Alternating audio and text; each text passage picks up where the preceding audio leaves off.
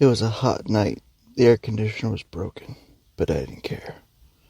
I didn't care because I'm staring at a goddess. If looks could kill, she'd have you at first glance. I don't know why she's with me. She could have any guy, but she picked my ugly mug. I'm not going to waste any time. Oh wait, this is for the other podcast. Sorry about that. Let me get this back in order. Hold on for a sec.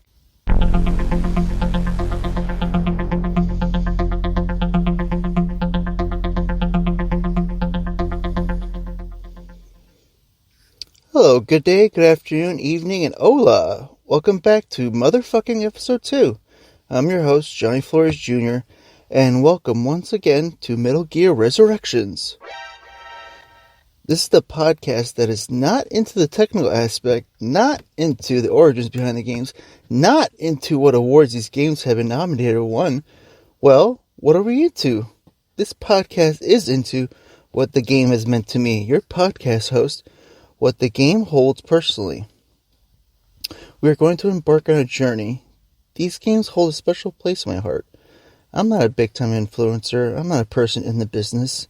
I don't have the ears of the people. What do I have then? I'm going to do what maybe not much people are doing. I want to talk with the people who love these games. I want to talk with the people who don't have a voice and wish to have one.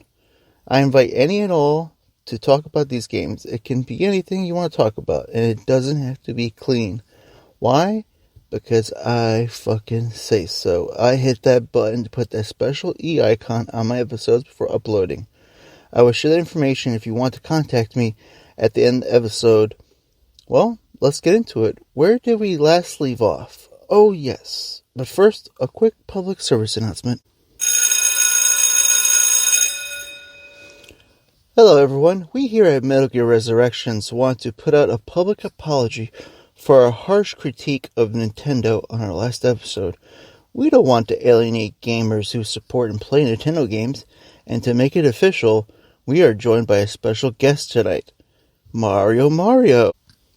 Hello everybody, it's me, Mario. Hello Mario.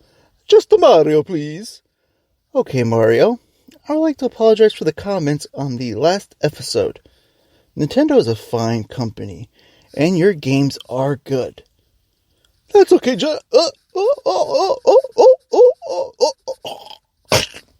Dear God, no! Kept you waiting, huh?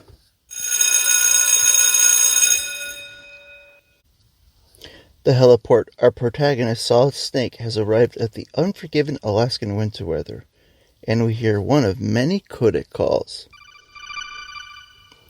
We see Liquid and the Hind D, a Russian gunship. I'm sure for action junkies, this was a real kick, hearing the words Russian and gunship in one sentence. My only question would be, why in the fuck are you going to do with a gunship in Alaska against fighter jets? This Liquid guy either has balls of steel or he's not all that bright. Irregardless, our antagonist flies away, leaving us the player in another playground. The outdoor element. I make my way to the first guard and try to sneak behind him. But you know what happens? He notices my footprints in his patrol. What was I fucking thinking? The guards in the cargo dock, they notice wet footprints. Why did I not realize they could see footprints in the snow? What do? Well, I hurry up, bum rush him, and start to choke him and snap his neck. This was becoming a pattern. I hope this game is not keeping a tally of my kills and various other statistical information, which, what kind of game series would do that? With that guard dispatched, I see the others. Everyone is spread out nicely. I can get around them if needed. I have 2 ways to get into the building, so I dash to the helipad. Without giving it a thought, it's obvious what those lights are. I get spotted by the searchlights. Now every guard is on alert. And they are chasing me now. No weapons on me. No clue what to do next. What do?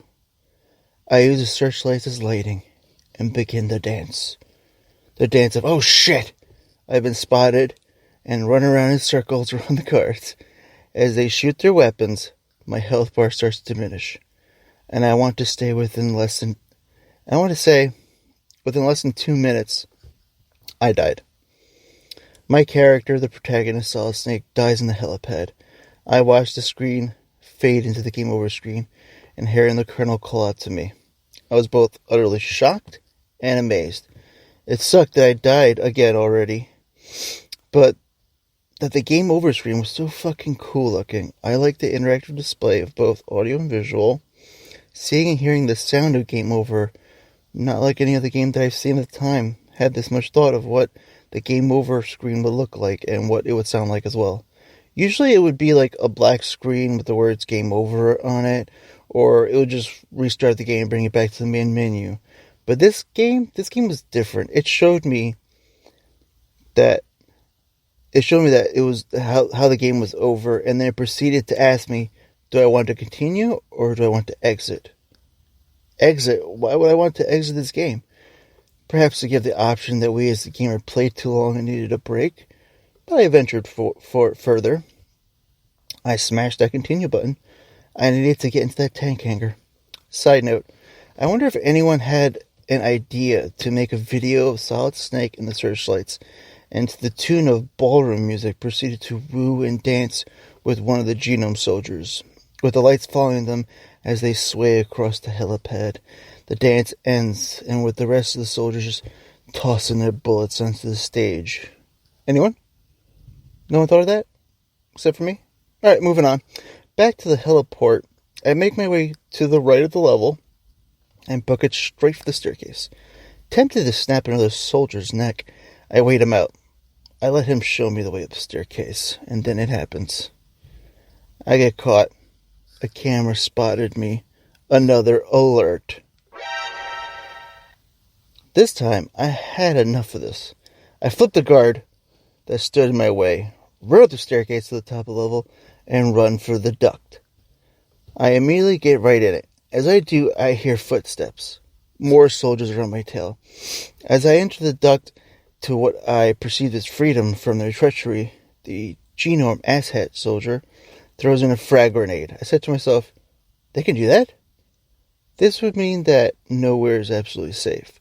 If they see you try to hide out of their reach, instead of crawling in to get you, they'll just happily toss a frag. Luckily, I had enough of a head start that it didn't kill me. Hallelujah. But it did damage my health bar. As I ventured in the duct, another call came in. This time, it would be Snake's old survival trainer, Master Miller. This call calmed me down after being hunted down. Hearing the quick background, and knowing that if needed, he can be reached by the codec. With all the resources at Snake's disposal, how could I fail going forward? As I left the heliport and began to enter the tank hangar, I wondered what would be the next hurdles that I would either have to avoid or overcome. As I entered the tank hangar, I saw the tanks. At this time, I thought, wow, that's some cool window dressing for this game, having these tanks here. Little did I know that one of them would soon become the bane of my existence. And lo and behold, to get to my next objective, the DARPA chief, the dreaded elevator, would come back into play. I mean, enough already. A perfectly late, not in use elevator will come to bite my ass once more. I play this hangar like the cargo dock. All these guards will have to die by my hand, because at this time, I still didn't have a weapon. So here I am, the protagonist, luring the guards into the corners of the room, and then pouncing on them, choking them out and snapping their necks. However, being indoors, the guards that are near can hear the deaths of their comrades. Fuck, shit. I quickly hid underneath one of the tanks and waited them out. Suckers, you're next. After the caution was cleared, so became the room. I dispatched the rest of the guards, went over to the elevator, and proceeded to hit the call button. Sweet victory. Now all I have to do is wait. And during that time, I thought to myself, when in the hell am I going to get a gun? I mean, everyone else has them. I would eventually start to pack a weapon, right? I mean, the back of the game case showed Snake holding a weapon. How long am I going to have to wait to get a piece? And just like that, the sweet sound came on through the speaker. Ding! The elevator arrived. I ran in, hit the B1 button. Time to meet up with the DARPA chief. The elevator got me to my destination, the holding cells. I thought, cool, I'll just walk in, right? No problem. Oh, no. No. What kind of game would make it that easy for you? With the door locked, another call came in. I had been instructed to find another way in. Perhaps another duct to crawl into? Then I thought, what is this turning into? Am I going to go in and out of ducts the whole game? Also, is there a way that I can just have these calls go to a voicemail? Because some of these calls were just starting to become annoying, or at least let the call continue as I, the character, continue to move around. But I digress. I walked down to the end of the hallway, and there was the ladder. Cool, let's John McClane this bitch. I went up into the duct, I went along, and began to hear moaning. Not like a sexual moan, more of a, please, dear God, don't let me shit my pants moan. I went into the first-person view and saw a man in the toilet. I was like, okay, as long as I don't see what he's doing in that bowl, we're cool. Don't let this be that kind of game. And thank God it wasn't. Little did I know that this Johnny character would be a continued joke through the series. This dude had diarrhea. And later on, or you can say early on, his family tale would be spoken of at later games. But going back, he mentioned a woman. What woman? I don't particularly remember a woman. Would she need to be rescued as well? Hey. Nobody put in the order for a dame that needed to be rescuing as well. There's too much going on. Easy, Johnny. Not that Johnny, this Johnny. The Johnny that's playing the game. Let's forget about the Johnny that's on the toilet. We've passed that. Continuing on, crawling into the duct, I had forgot to stop to see Meryl. Instead, I just kept going to the end. Side note, on replays, I would stop to see Meryl, not for pervy reasons. Get that out of your head, please. Get your minds out of the gutter. To see different animations she would perform in her cell.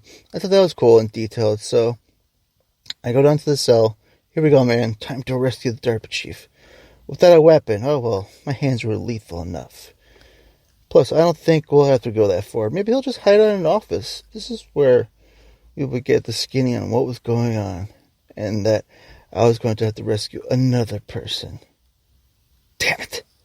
How many people am I going to have to pull from this heap of ice?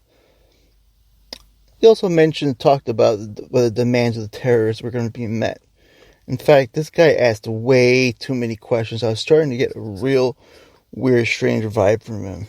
Like he was holding back or he knew something that I didn't know. Quick animation. One of the guards yelling at the DARPA chief to shut up.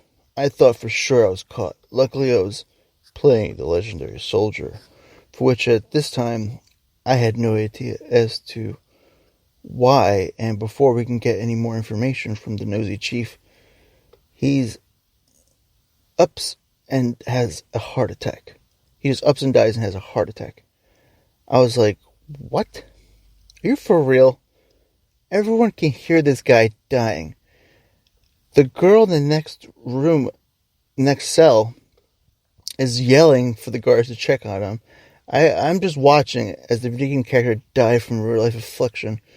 Usually in video game, characters die from like crazier shit like a bolt of lightning, fireball to the face, being eaten by a Yoshi, or getting run off by a road by a crazy motorcyclist. Not from a clogged artery. This is just old man shit and just too normal. Pandemonium strikes. The guards, from what I can hear, are being attacked. My door opens. Cautiously, I leave the cell, and what do I see? A pixelated image of a grown-ass man. Ass. A grown-ass man's ass. What the fuck? I laughed, and that split second I get held up and get mistaken for Liquid, which I thought was weird, and then framed for murdering the chief. And wouldn't you know it,